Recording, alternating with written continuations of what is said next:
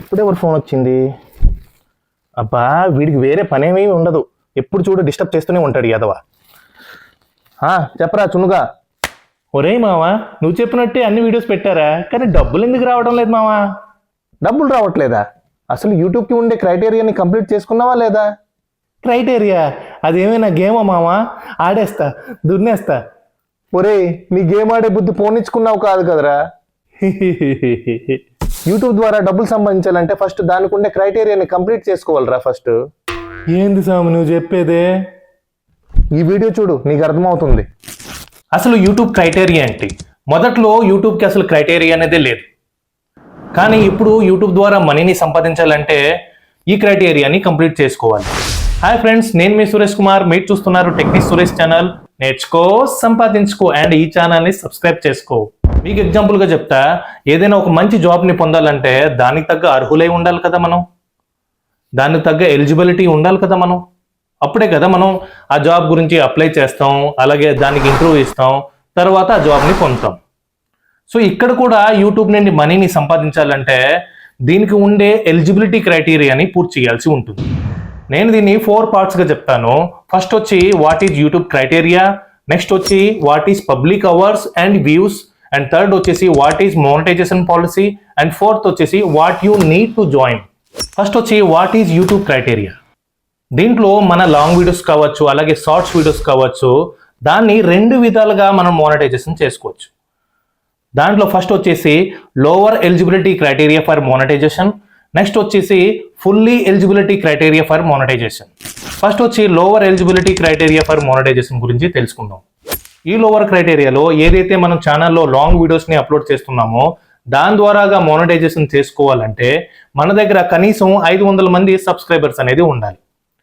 And అలాగే 90 days లోపల minimum 3 వీడియోస్ని అంటే 3 వీడియోస్ని అప్లోడ్ చేసి ఉండాలి.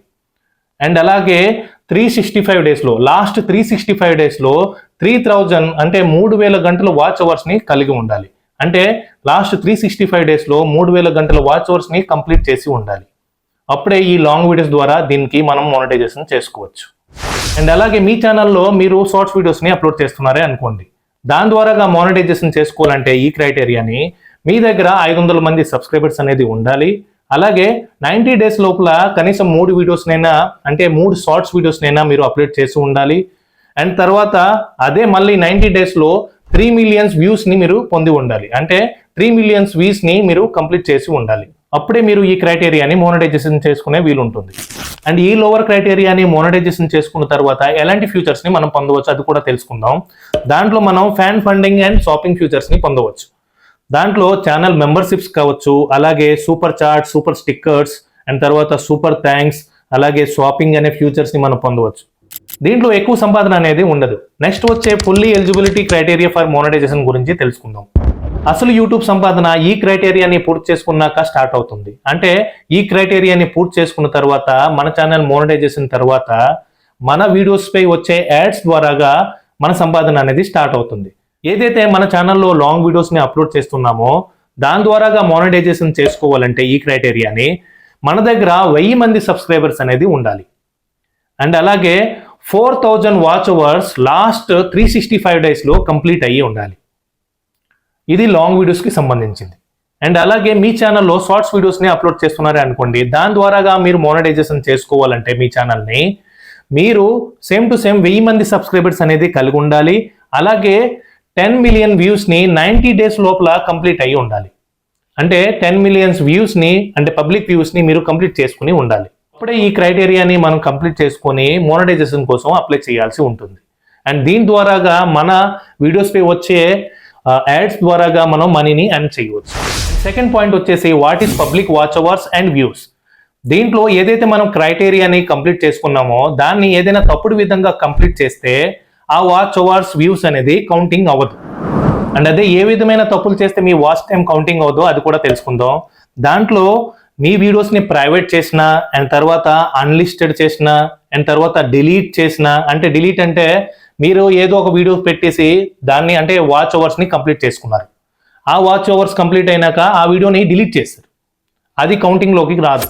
అండ్ యాడ్ కంపేగన్స్ అంటే మీ వీడియోస్ని గూగుల్ యాడ్స్ ద్వారాగా మీరు ప్రమోట్ చేసిన అంటే మనం వీడియోస్ చూస్తున్నప్పుడు ఎవరిదో ఒక వీడియోస్ వస్తుంటుంది, మా ఛానల్ని సబ్స్క్రైబ్ చేయండి, మా ఛానల్ని చూడండి అని వస్తుంటుంది కదా, ఆ వాచ్ అవర్స్ కూడా మీకు కౌంటింగ్ అనేది కాదు.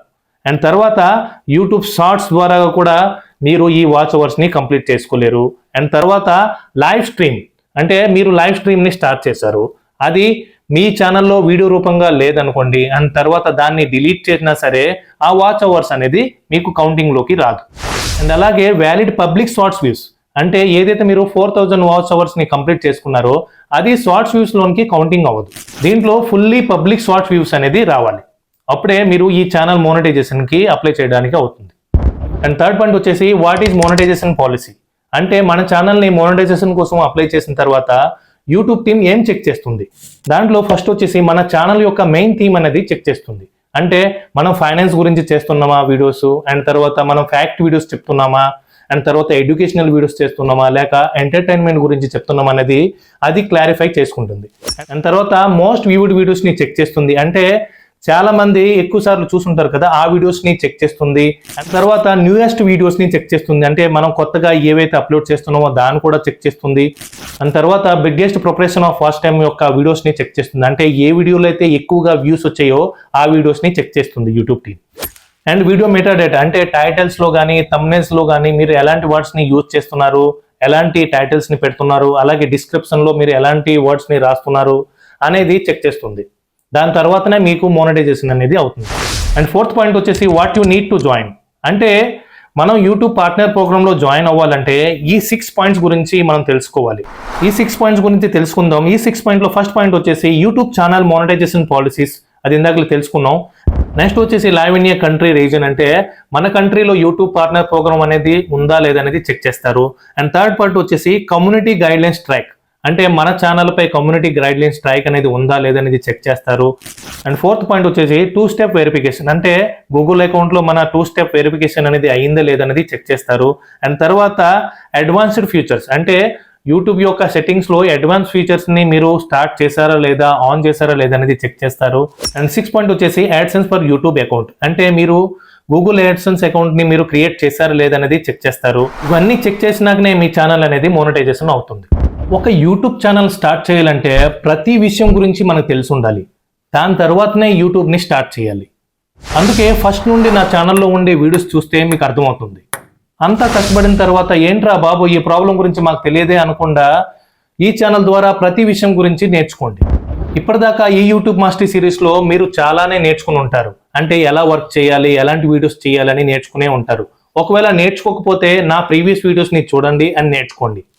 ఈ యూట్యూబ్ మాస్టర్ సిరీస్లో ఫస్ట్ మనకు ఏ విధమైన ప్రాబ్లమ్స్ రావచ్చో దాని గురించి మీకు చెప్పాను. అండ్ ఇక ముందు వచ్చే వీడియోస్లో అసలు పని స్టార్ట్ అవుతుంది. నా నెక్స్ట్ వీడియోలో ఏ నిష్పై మనం వర్క్ చేయాలి అంటే మన ఛానల్లో ఏ కంటెంట్ పై వర్క్ చేయాలి, అలాగే ఎలాంటి కేటగిరీలో వర్క్ చేయాలి అనే దానిపై వీడియో వస్తుంది. డెఫినెట్లీగా దాన్ని వాచ్ చేయండి. ఈ వీడియో మీకు నచ్చినట్టయితే డెఫినెట్లీగా లైక్ చేయండి అండ్ కామెంట్ చేయండి. అలాగే ఇలాంటి ఇన్ఫర్మేటివ్ విషయాల గురించి మీరు తెలుసుకోవాలంటే ఈ ఛానల్ని సబ్స్క్రైబ్ చేసుకోండి. అలాగే కింద ఉన్న బెల్ ఐకాన్ని ప్రెస్ చేయండి. ఓకే, బై, జై హింద్.